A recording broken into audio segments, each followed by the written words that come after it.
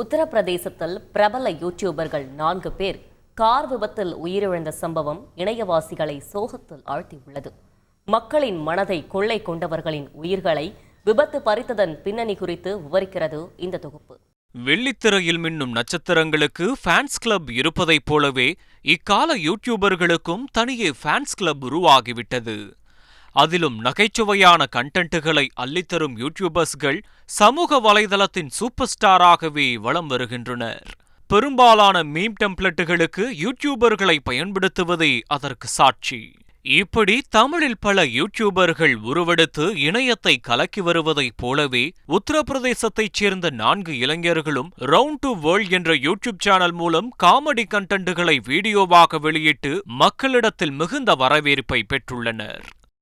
Salman, Shahrukh, lucky, Shanavas ஆகிய 4வரும் இணைந்து script எழுதி நடித்து நகைச்சுவையான வீடியோக்களை யூடியூபில் வெளியிட்டுள்ளனர். கிட்டத்தட்ட நம் ஒரு பரிதாபங்கள் மைக் செட் யூடியூப் பக்கங்களைப் போல காமெடி கண்டென்ட்டுகளால் 20 லட்சம் சப்ஸ்கிரைபர்களை அள்ளியுள்ளனர். காமெடியையும் தாண்டி தங்கள் வீடியோவிற்காக getup change, shooting spot, graphics work என தங்கள் 100% உழைப்பை கொட்டியுள்ளனர்.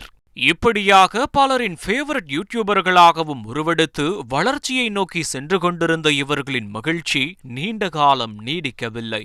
தங்களது நண்பர் ஒருவரின் பிறந்தநாள் கொண்டாட்டத்தில் பங்கேற்றுவிட்டு சல்மான், ஷாருக், ஷானவாஸ், லக்கி ஆகியோர் காரில் திரும்பிக் கொண்டிருந்தனர்.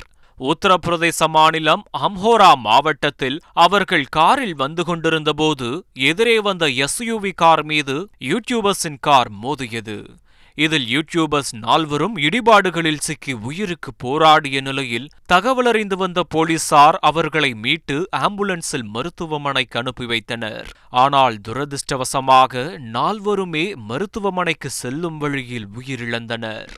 தங்களின் காமெடி கண்டென்ட்டுகளால் சிரிக்க வைத்தவர்கள் தற்போது உயிரிழந்ததை ஏற்றுக்கொள்ள முடியாமல் ரசிகர்கள் சோகத்தில் இருக்க, இளம் யூடியூபர்களின் வாழ்வில் விதி விளையாடிவிட்டது என்பதே பலரின் புலம்பலாக உள்ளது. செய்திகளை உடனுக்குடன் தெரிந்து கொள்ள உடனே சப்ஸ்கிரைப் பண்ணுங்க.